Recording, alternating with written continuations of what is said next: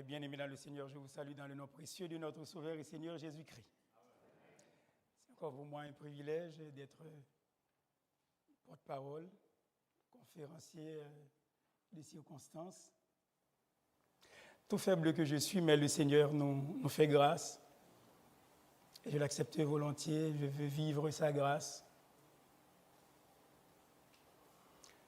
Je voudrais d'emblée saluer votre belle présence qui cristallise en effet un esprit de solidarité.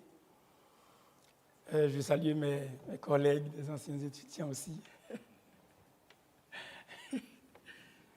Nous avons eu de bons souvenirs ensemble dans certains cours où j'ai pu dispenser à la faculté de théologie évangélique.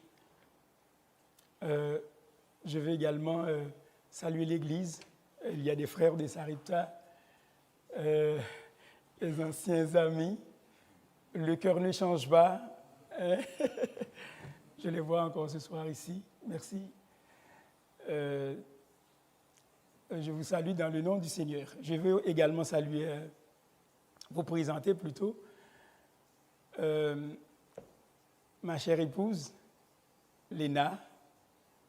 Je vous avais dit hier soir que je suis fier d'être un grand-père de 4 petits-enfants, de 3 enfants également, l'aîné à 36 ans, la cadette 32 ans, et le Benjamin va avoir 30 ans bientôt.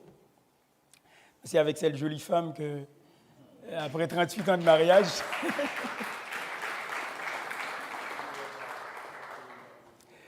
après 38 ans de mariage, nous avons eu des hauts et des bas, bien sûr, mais elle veut me garder encore. Elle veut me garder encore. Je dis gloire au Seigneur. Dieu nous fait grâce. Il nous bénit justement de toutes sortes de bénédictions spirituelles dans les lieux célestes en Jésus-Christ. Alors merci, Laine, de m'accompagner ce soir. Comme je vous l'avais promis hier soir, je viendrai ce soir et demain, si Dieu le veut. D'accord? Alors je vais partager la parole de Dieu sur ce thème, publions justement les œuvres de l'Éternel. Le psaume 107, les versets 21 et 22 qui nous disent comme suit: qu'il loue l'Éternel pour sa bonté et pour ses merveilles en faveur des fils de l'homme, qu'ils offrent des sacrifices d'action de grâce et qu'ils publient ses œuvres avec des cris de joie. Avec des cris de joie. D'où le thème « Publions les œuvres de l'Éternel ».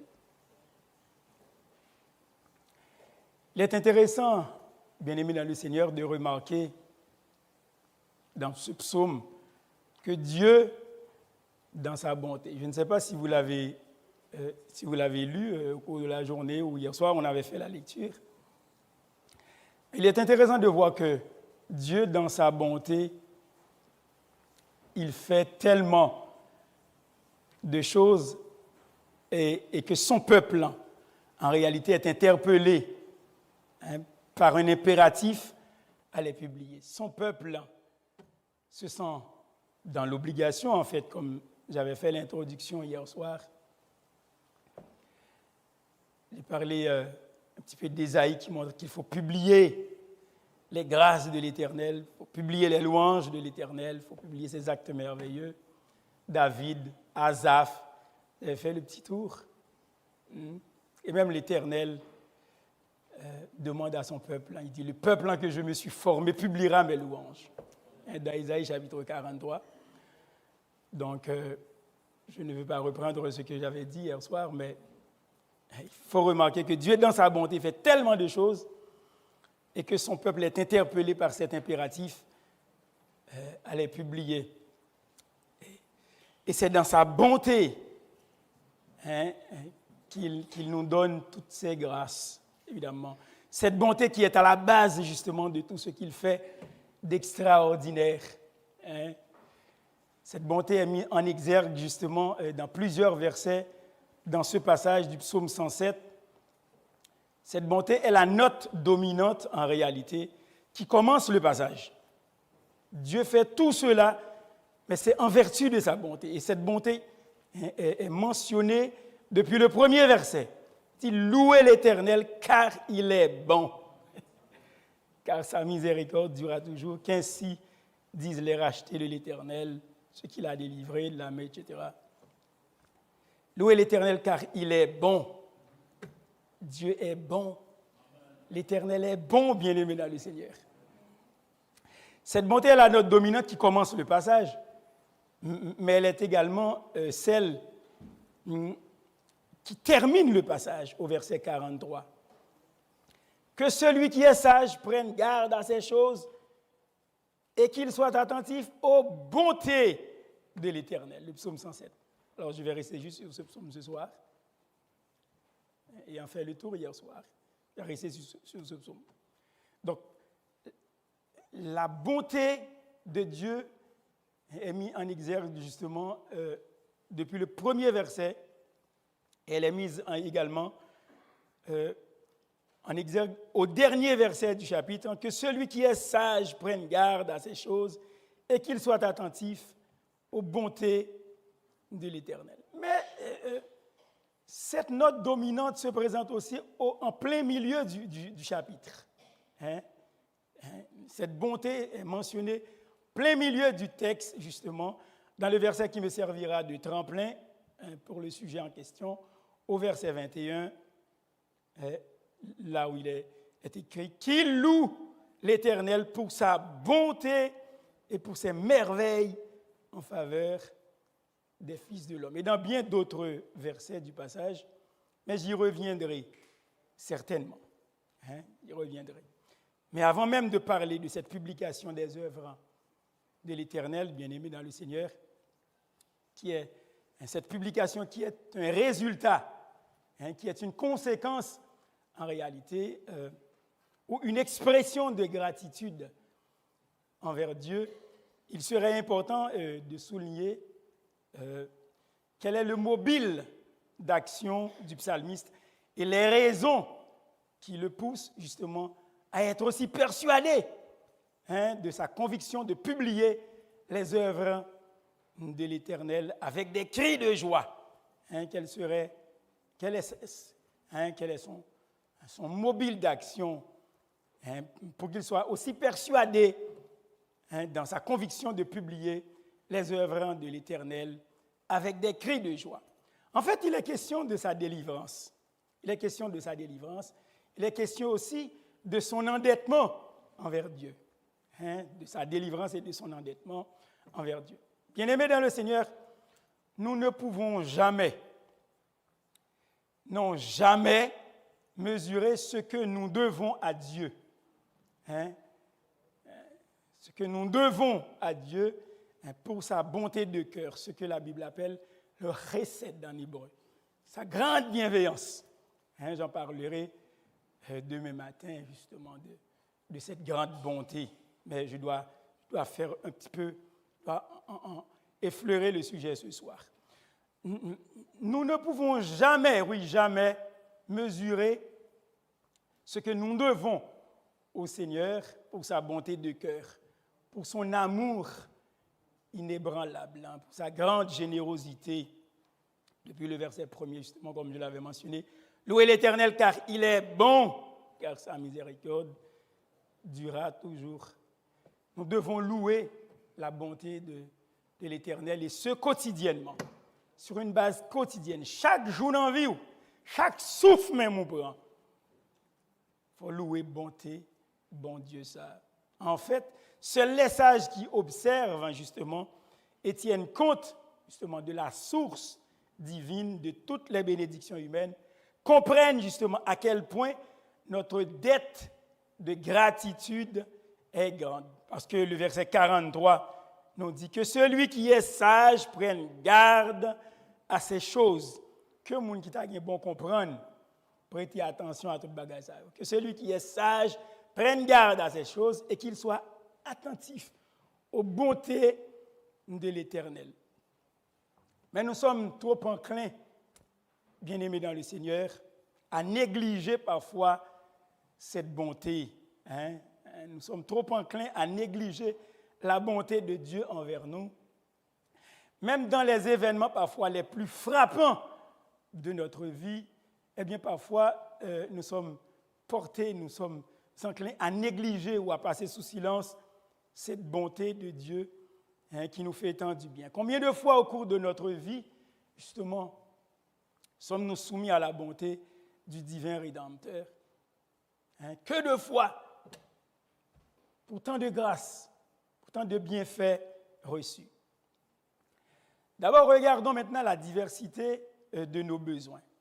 Pour capable, que bon Dieu fait en pile bagaille pour, il faut capable comprendre tout, qui quantité de besoin on gagne, et puis la plupart du temps, c'est dans nous la guerre.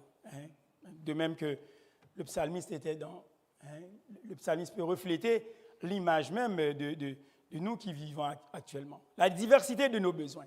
Notre nécessité prend diverses formes, bien-aimés dans le Seigneur. Prend diverses formes temporelles ou corporelles. Et cela peut être l'éloignement du domicile, parfois dans le pays de l'étranger, comme il est mentionné au verset 3 et 4, qu'il a rassemblé de tous les pays de l'Orient, de l'Occident, du Nord et de la mer. Ils erraient dans le désert, ils marchaient dans la solitude, sans trouver une ville où ils puissent habiter. Parfois, c'est par une solitude oppressante, justement, solitude oppressante et déprimante, que de fois, c'est par une solitude oppressante, et c'est ce que nous montre le verset 4. Ils erraient dans le désert, nous dit le psalmiste, ils marchaient dans la solitude sans trouver une ville où ils puissent habiter. Et parfois aussi, c'est par des difficultés pécuniaires. Parfois aussi, c'est la contrainte cruelle et presque intolérable. Et à la maison, à l'école, en institution, en prison, comme nous dit le verset 10 à 12, il a dit « Ceux qui avaient pour demeure les ténèbres et l'ombre de la mort vivaient captifs dans la misère et dans les chaînes parce qu'ils s'étaient révoltés contre les paroles de Dieu, parce qu'ils avaient méprisé le conseil du Très-Haut. Il humilia leur cœur par la souffrance. Ils succombèrent et personne ne les secourut. » Parfois aussi, c'est par le mal corporel. Le psalmiste prend la peine de décrire bien des choses dans ce beau chapitre. Parfois, c'est le mal corporel, la maladie. Parfois, c'est la douleur, la prostration, c'est-à-dire l'abattement extrême observé dans certaines maladies aiguës, état d'abattement, de faiblesse ou d'accablement. Il y a aussi la nécessité de l'humain qui découle de la dépendance du ministère des autres, les versets 17 et 18, parce que je fais le tour avec vous ce soir, exactement dans le chapitre qui nous dit « Les insensés par leur conduite coupable et par leurs iniquités s'étaient rendus malheureux. Leur âme avait en horreur toute nourriture et ils touchaient aux portes de la mort. » Ils touchaient aux portes de la mort. Donc, c'est quelque chose, aux portes de la mort. Quelqu'un sait les arriver dans les portes de la mort vrai puis bon Dieu paraît tous ces jambes canson, tous ces manches miniers puis le racher de la mort. C'est là les avoir nous compte que bon Dieu bon pour vous réellement. Bon Dieu bon pour vous réellement. Parfois c'est le mal corporel, parfois c'est les périls du voyage par mer ou par terre. Et le psalmiste nous en parle, les versets 23 à 27, il nous parle justement ceux qui étaient descendus sur la mer dans des navires et qui travaillaient sur les grandes eaux, ceux-là virent les œuvres de l'Éternel. Même moun sa yo tout, ouais ça bon Dieu fait justement. Et ses merveilles au milieu de l'abîme. Il dit et il fit souffler la tempête qui souleva les flots de la mer. Il montait vers les cieux, il descendait dans l'abîme. Leur âme était éperdue en face du danger. Saisis de vertige, ils chancelaient comme un homme ivre et toute leur habileté était anéantie. Notre nécessité, bien-aimés, se voit dans ces dangers, dans ces menaces de la vie. Notre nécessité aussi prend souvent, comme c'est le cas du psalmiste, l'aspect bien plus grave des maux spirituels. Des maux spirituels. Ceux-ci peuvent correspondre justement à ceux de la chair. Ils peuvent être la distance de Dieu. La distance de Dieu ou l'esclavage spirituel dans lequel nous soupirons et luttons justement pour une liberté qui semble parfois hors de notre portée. Parfois, c'est par l'insensibilité aussi. L'insensibilité de l'âme.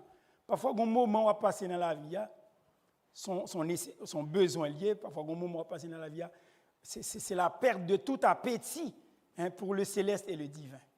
Un cafou à passer, un quart d'heure à passer, c'est l'insensibilité de l'âme. Parfois, c'est l'agitation intérieure, des troubles profonds.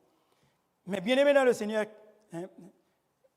regardons maintenant l'origine du véritable récit de notre détresse et de notre misère, comme c'est le cas aussi pour le psalmiste. Son origine se trouve directement en nous-mêmes, dans notre propre folie parfois, dans notre propre iniquité. Oui, dans notre éloignement volontaire de Dieu. Si nous regardons au verset 11, verset 12 et verset 17, il nous dit « Parce qu'ils s'étaient révoltés contre les paroles de Dieu, parce qu'ils avaient méprisé le conseil du Très-Haut. » Le verset 12 nous dit « Dieu humilia leur cœur par la souffrance, ils succombèrent et personne ne les secourut. » Le verset 17 nous le dit « Les insensés par leur conduite coupable et par leurs iniquités s'étaient rendus malheureux. » Parfois, c'est ça, où tu as dit, c'est éloignement ou de bon Dieu, l'éloignement volontaire de Dieu, parce que les bagailles nous qu'on fait, montrer que bon Dieu, il faut passer par quelques moments pour capable reconnaître que c'est lui-même qui, bon Dieu, mais on souffre tout.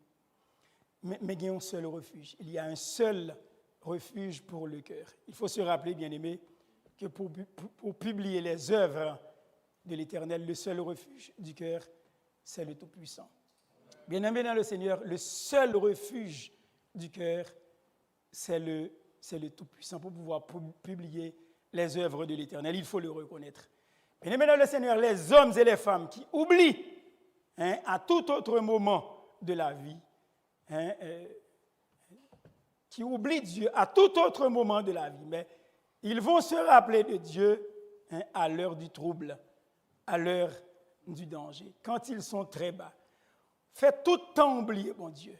Mais coup bois ou prendre un moulin, comme nous dit en bon créole, laisse à reconnaître que c'est bon Dieu qui, bon Dieu, tout bon. Les hommes et les femmes qui oublient Dieu à tout autre moment se souviennent de lui quand ils sont pris à l'heure du danger, quand ils sont bas, quand il n'y a personne pour les aider, quand il n'y a personne pour les secourir, et qu'ils sont atterrés parfois même dans le bourbier du désespoir. C'est là, il a traîné dans la poussière, et puis c'est là, il a crié vers bon Dieu, comme au verset 12, justement. Il dit, il humilia leur cœur par la souffrance. Ils succombèrent et personne ne les secourut. C'est quand les portes de la mort sont vues, c'est là où les portes de la mort arrivent vrai, comme au verset 18. On te lit déjà, leur âme avait en horreur toute nourriture, et ils touchaient aux portes de la mort. Et c'est là où on rend compte que nous sommes capables de crier vers l'Éternel. Et c'est ça, contemporain psalmiste, ça a été fait. Les portes la mort, tout bon vrai, et ils crièrent à l'Éternel. Ils crièrent à l'Éternel. Oui, ils crient à l'Éternel. Ils crient à l'Éternel, comme c'est le refrain même du psaume.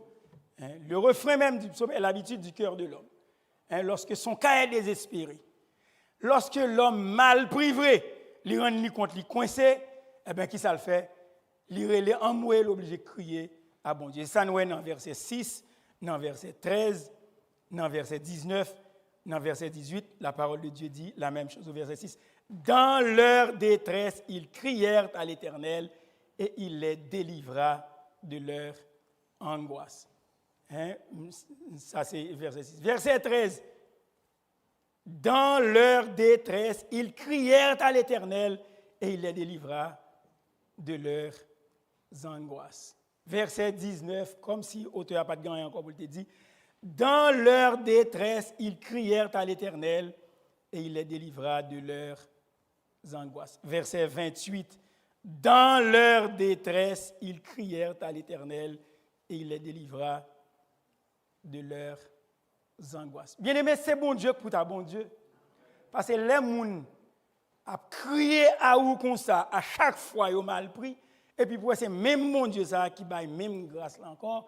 Si c'était l'homme t'a tanné avec, il t'a fatigué avec, mais Dieu, dans sa grande bonté, la parole de Dieu nous dit, dans leur détresse, ils crièrent à l'Éternel et il les délivra de leurs angoisses. C'est ce qui nous pousse justement à parler au prochain point, justement, de l'intervention divine. Cette intervention divine qui se montre au verset 7. Il les conduisit par le droit chemin pour qu'ils arrivassent dans une ville habitable. Verset 13, l'intervention divine nous dit, dans leur détresse, ils crièrent à l'Éternel et il les délivra de leurs angoisses. Verset 16, car il a brisé les portes d'airain, il a rompu les verrous de fer. Verset 20, il nous dit, il envoya sa parole et les guérit, il les fit échapper de la fosse. Malgré tout le bagage que le peuple a fait, mais à chaque fois, le peuple a besoin de bon Dieu,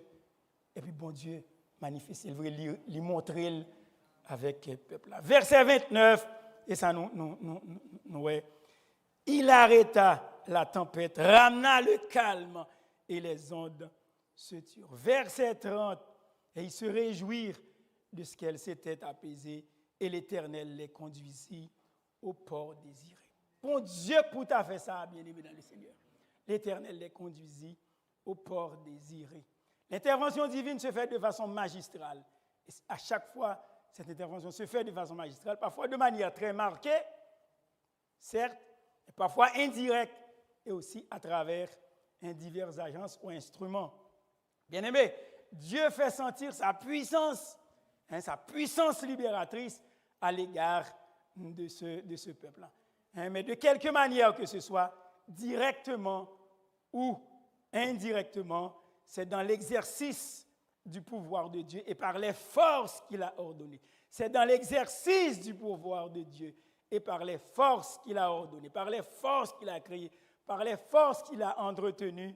C'est dans l'exercice de Dieu que l'errant spirituel, justement, retrouve le chemin de sa maison. À chaque fois où on peut dire, si ce n'est pas de bon Dieu, moi-même avant, nous ne sommes pas capables de nous louer, non. Nous ne sommes pas capables. C'est dans l'exercice de son pouvoir que l'errant puisse trouver le chemin de la maison. C'est dans l'exercice de son pouvoir, bien-aimé dans le Seigneur, que la fièvre de la folie diminue. C'est dans l'exercice de son pouvoir que le patient est guéri. C'est dans l'exercice de son pouvoir, du pouvoir de Dieu, que la porte d'évasion est ouverte et le prisonnier sort. C'est dans l'exercice du pouvoir de Dieu que quelqu'un côté ou coincé dans la vie et pour sortir ou dit ah, pas de l'autre monde qui est capable de délivrer, sinon que c'est bon Dieu qui fait ça justement et on rend nous compte que bon Dieu est fidèle. C'est de lui, bien-aimé dans le Seigneur, et par sa grâce, que l'enfant prodigue revient, que l'habitude tyrannique est brisée. C'est de par la grâce de Dieu dans l'exercice de son pouvoir que la forteresse infernale, justement, perd son emprise sur nous. C'est bon Dieu même qui fait. Si ce n'est pas bon Dieu, Satan t'a mis le pied sous le cou et il t'a prêté là jusqu'à ce que tu t'as tout fait, ou t'as mouru. Mais bon Dieu, il fait ça, il fait ça, le voulait faire pour ou doit rendre une action de grâce. Ou doit dire merci pour ça le faire. Ou doit gagner une attitude, une expression de reconnaissance. C'est dans l'exercice de son pouvoir et de par sa grâce, justement, que la forteresse peut briser. que l'âme est rendue pure, que l'âme est rendue saine. C'est dans l'exercice de son pouvoir et de par sa grâce, bien-aimée, que la paix et le repos reviennent justement au cœur en difficulté. C'est bon Dieu qui fait ça, c'est dans l'exercice de son pouvoir. C'est de par sa grâce justement que la lumière du ciel éclaire. La lumière du ciel éclaire le chemin du pèlerin. Bien-aimé, il y a quelques nuits, tu vas marcher là-dedans. Vous vous rendez compte que c'est la lumière bon Dieu même qui éclaire. C'est la lumière bon Dieu même qui éclaire. Moun ta dou ça pas taper en quoi. Mais ouais, c'est la lumière bon Dieu même qui crée. Bien-aimé, gon place, ou doit gon place dans le cœur pour bailler bon Dieu reconnaissance. La place de la gratitude dans le cœur et la vie de l'homme. Nous joignons ça dans verset 1 et 2. Louez l'Éternel car il est bon, car sa miséricorde durera toujours. Hodou l'Adonai, Kitov, qui est l'amrazdou. Louez l'Éternel car il est bon, parce que bonté li, miséricorde li, pape Jean fini. Qu'ainsi disent les rachetés de l'Éternel, ceux qu'il a délivrés de la main de l'ennemi. Verset 8 là, il montre ça tout. Qu'il loue l'Éternel pour sa bonté et pour ses merveilles en faveur des fils de l'homme. Nous devons place dans le cœur nous pour la gratitude, pour la reconnaissance. Verset 15 là, c'est même bagarre, dit tout. Qu'il loue l'Éternel pour sa bonté et pour ses merveilles en faveur des fils de l'homme. Verset 21, après même bagarre là. Qu'il loue l'Éternel pour sa bonté et pour ses merveilles en faveur des fils de l'homme. Verset 22, qu'ils offrent des sacrifices d'action de grâce et qu'ils publient ses œuvres avec des cris de joie. Verset 31, qu'ils louent l'Éternel pour sa bonté. On dit à bon vrai, bien aimé dans le Seigneur. Si ça nous prend la peine pour la citer, tout verset ça, qu'il loue l'Éternel. Il ordonne qu'il loue l'Éternel pour sa bonté et pour ses merveilles en faveur des fils de l'homme. Même verset 32 a dit qu'il l'exalte dans l'assemblée du peuple. Bat bravo pour bon Dieu, bail au chant pour bon Dieu, exalter et qu'il le célèbre dans la réunion des anciens. Et bon Dieu qui fait bagarre ça. Ces versets parlent essentiellement de ceci. Louez l'Éternel car il est bon, car sa miséricorde durera toujours. Qu'il loue l'Éternel pour sa bonté en faveur des fils de l'homme. Qu'il l'exalte dans l'assemblée des hommes droits, dans l'assemblée du peuple, et qu'il le célèbre dans la réunion des anciens. Cela devrait être, bien aimé dans le Seigneur, contaminant. Cela devrait être un leitmotiv. Où tu dois louer, bon Dieu, tout côté passé. Et chaque jour, pour tout ça le fait, les rachetés du Seigneur devraient le dire. Ils devraient chanter les louanges, justement, avec des lèvres joyeuses. Ils devraient offrir, justement, quotidiennement, le sacrifice d'action de grâce. Tout côté passé, où tu dois passer avec message, ça a un sentiment d'endettement, un sentiment de reconnaissance.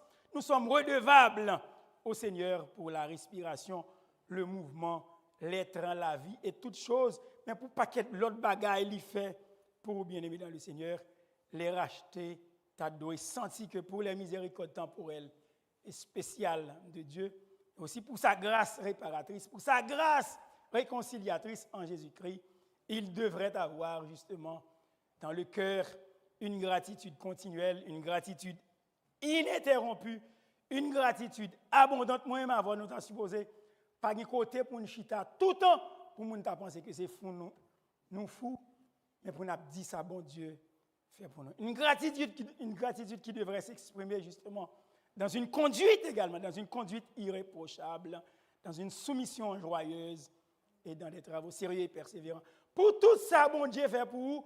Les ouais moun chita sou OZZ point yo y a calmende ou même t'a dit Seigneur me veut travailler pour parce qu'on rappelle au côté sorti. On rappelle connaît côté sorti, on connaît qui ça bon Dieu fait pour ou ka gen deux pieds jodi ka gen deux mains. On dit mon Dieu merci, on pas capable chita, on pas faire rien pour bon Dieu. Et conduite nous tout. Et pas les moun ouais seulement nous même les moun pas ouais tout. Tu dois témoigner. Tu as dit, Seigneur, pour tout ça, je ne suis pas capable de vivre quand on petit cochon, excuse-moi, c'est ce barbarisme. Je ne suis pas capable de vivre n'importe comment devant on voulait vivre un homme intègre, femme intègre de par ta grâce, bien-aimé dans le Seigneur. Conduite-nous, ta doit irréprochable, pour sa bon Dieu fait pour nous. Qu'il publie ses œuvres avec des cris de joie, nous dit le verset 22. On a retiré qu'il publie, on a dit, on a mis là, peut-être première personne du pluriel, que nous publions les œuvres de l'Éternel avec des cris de joie.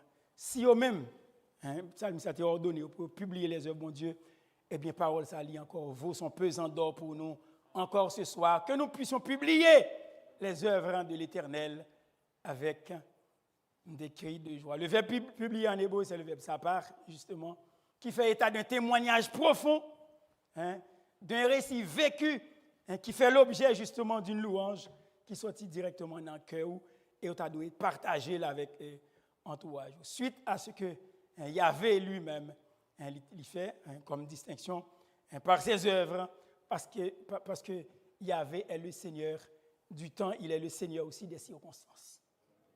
Il contrôle les temps et il contrôle les circonstances. Ce qui doit être particulièrement souligné, cependant, c'est qu'un tel témoignage, une telle publication, justement, a une signification pour toi, mais où doit faire l'autre, nous connaît, mais ça, bon Dieu, fait pour. Bien-aimé dans le Seigneur, qu'il publie, nous dit le verset, qu'il publie, justement, ses œuvres avec des cris de joie.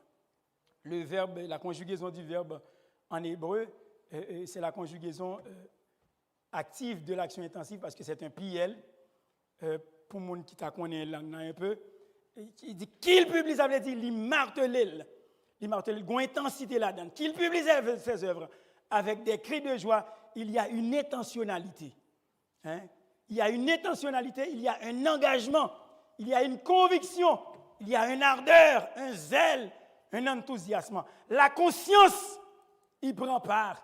On dit, pour publier, bon Dieu, mais ce n'est pas bagage qu'on dit à bouche, mais c'est un bagage qui sortit dans les entrailles. Publier, bon Dieu.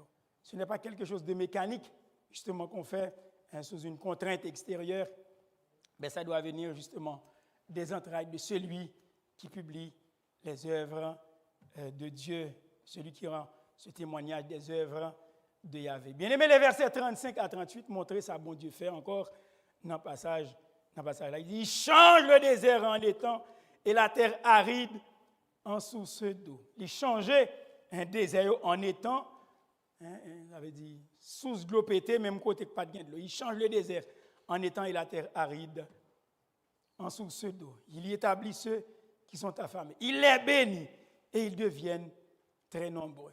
Verset 41 dit, il relève l'indigent et le délivre de la misère. Il relève l'indigent.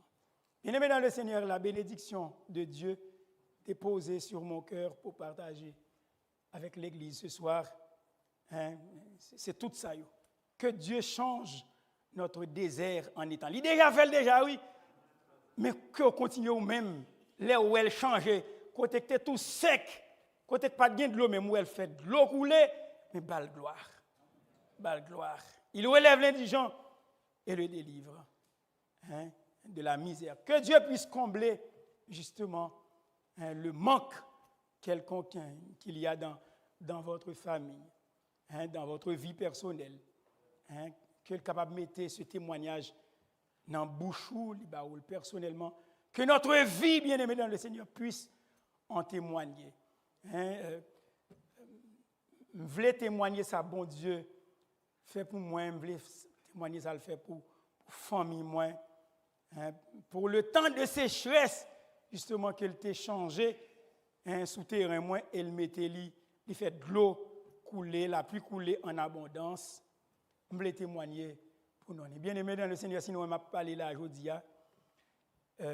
Ça n'a pas fait longtemps d'ailleurs, lorsque Pasteur Sergo m'avait appelé pour cette conférence, j'ai eu un diagnostic sévère sur ma vie.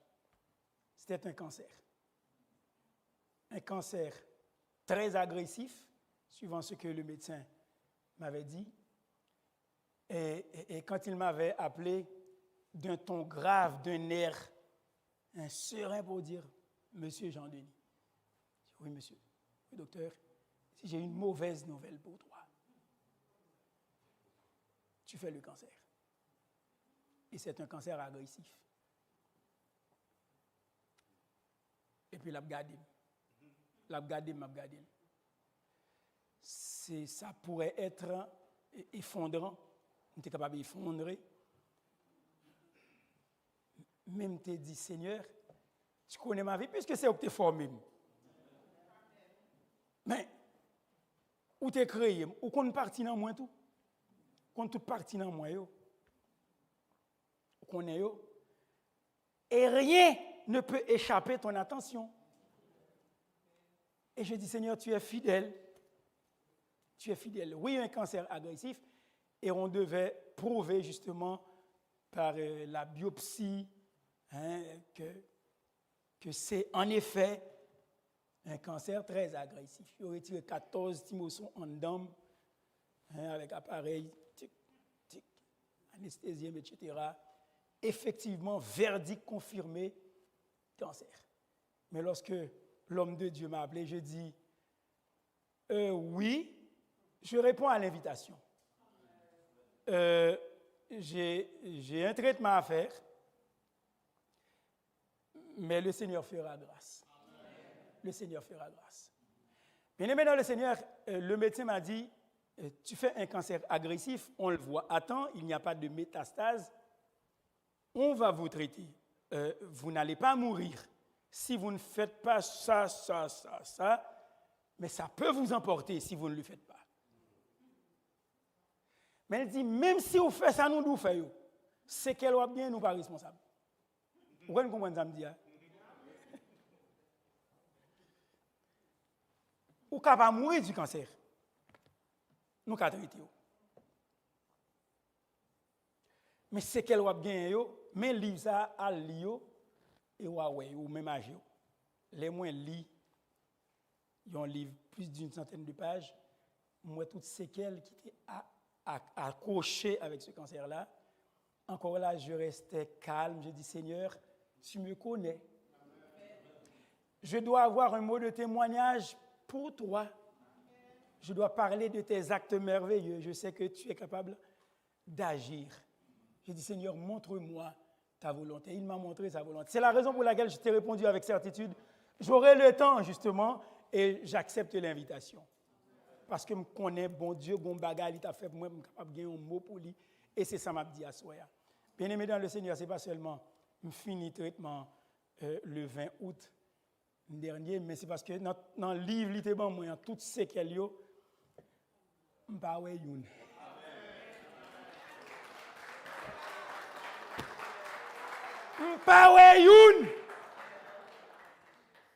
Lorsque j'ai communiqué ce message le jour même du verdict à mon épouse, à mes enfants, ma fille cadette a pété une coche.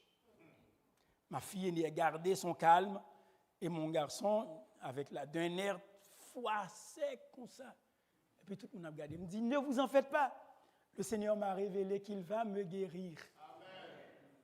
Ah, je pense que c'est blague. Je ne suis pas capable de faire blague. Et ça fait qu'on y a fait autant de témoignages. Ça me baille la caille. Ces semaines passées, je me baille témoignage à l'église là. Mais je partage là avec nous parce que je sais que la main du Seigneur, la personne du Seigneur travaillait dans les coulisses et il agissait en ma faveur.